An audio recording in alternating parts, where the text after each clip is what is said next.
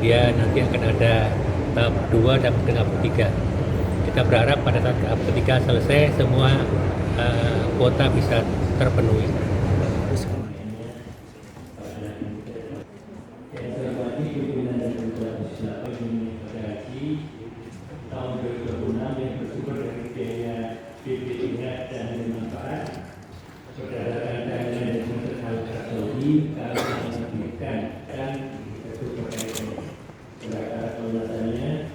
Ini tim dari Kementerian Haji, saya, Wamen, Pak Dirjen, beberapa Dirjen, semua hadir lengkap terkait melaporkan persiapan kami dalam menghadapi musim haji 2026. Alhamdulillah semua hal yang saya lakukan diterima dengan baik, diapresiasi dengan baik oleh Komisi 8, dan insya Allah dengan kerjasama yang baik kita bisa melaksanakan haji tahun 2026 dengan sebaik-baiknya. Terkait dengan BPIH, alhamdulillah juga sudah kita umumkan, dan kemarin kita mulai pelunasan. Alhamdulillah sudah turun semuanya. Semua daerah turun walaupun bervariasi besaran turunnya. Kalau untuk pelunasannya sendiri itu kira-kira udah sejauh apa, Gus? Baru 2 hari, jadi kita belum bisa melihat sejauh mana. Mungkin sudah ada beberapa ribu, tapi kita belum tahu persisnya. Baru 2 hari. Itu akan dibuka sampai kapan dan berapa gelombang kira-kira? Ada 3 gelombang, mulai bulan ini 24 November sampai 29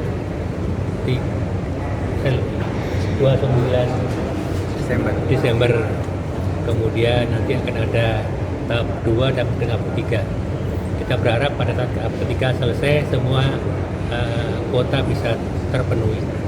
Terus kemarin kan sempat bilang ini ya terkait dengan dam di Indonesia itu kan masih menunggu keputusan ormas ya. Nah, kira-kira ada rencana buat duduk bareng dan buat bahas pembahasan dam di Indonesia ini dengan ormas seperti NU? Kita setiap waktu selalu berkomunikasi dengan para kiai baik di MUI, di NU maupun di Muhammadiyah, dan juga organisasi keagamaan lain. Kita berharap segera ada fatwa tentang terkait dam yang kemungkinan bisa dilaksanakan di Indonesia. Itu berarti belum ada ya sampai sekarang keputusan final dari MUI belum. Sementara dari beberapa ormas Islam yang ada belum secara resmi membolehkan, tapi kita memberi lampu kuning untuk bisa ke sana. Tapi belum lampu hijau. Gus, terkait katanya pemerintah sedang menyiapkan umroh mandiri gitu, panduan umroh mandiri itu seperti apa?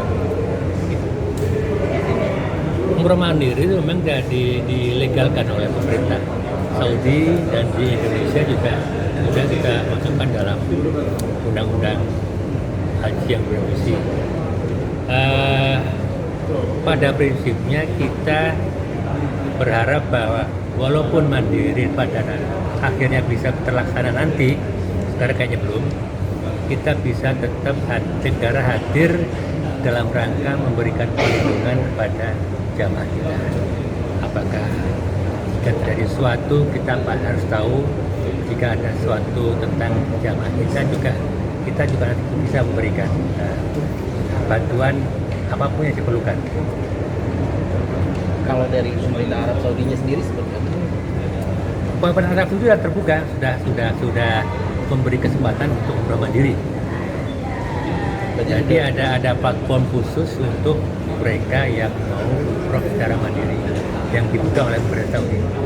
Tapi kita berharap platform ini bisa terkonek dengan kita supaya kita tahu bahwa ini si A ini dengan paspor sekian, dengan alamat ini sedang melakukan umroh mandiri, sehingga kita tahu.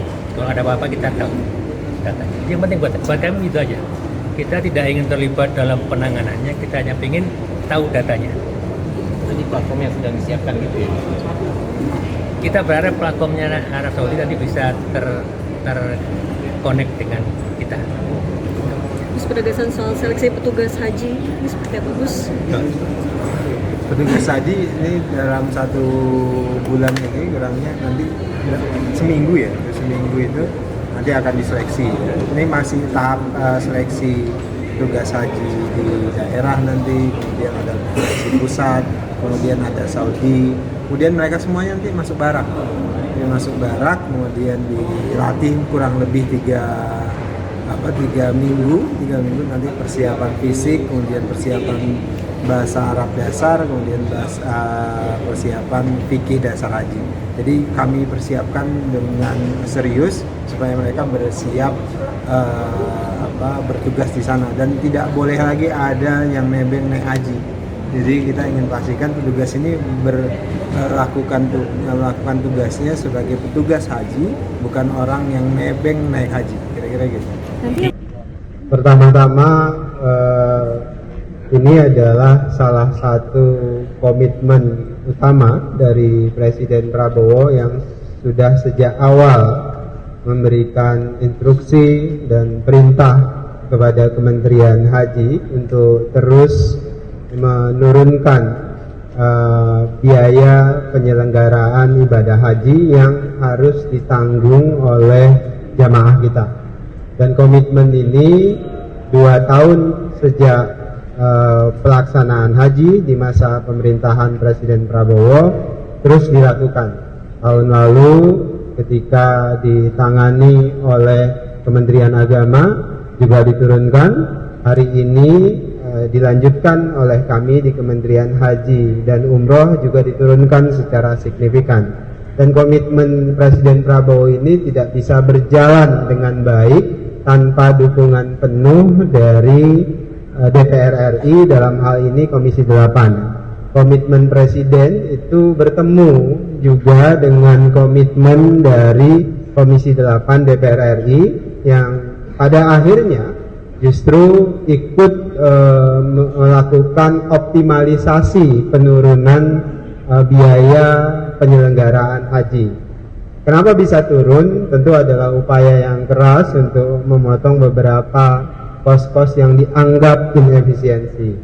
Kenapa? Kalau dihitung secara ekonomi atau secara finansial, sebenarnya kalau hitung-hitungan matematis harusnya biaya tahun ini itu naik sekitar 2.700.000 kalau itu pakai hitung-hitungan setelah ada inflasi di situ, kemudian ada kurs, karena kurs patokan yang kita gunakan tahun 2025 yang lalu, penyelenggaraan haji yang lalu itu sekitar 16.000, sedangkan tahun ini itu 16.500.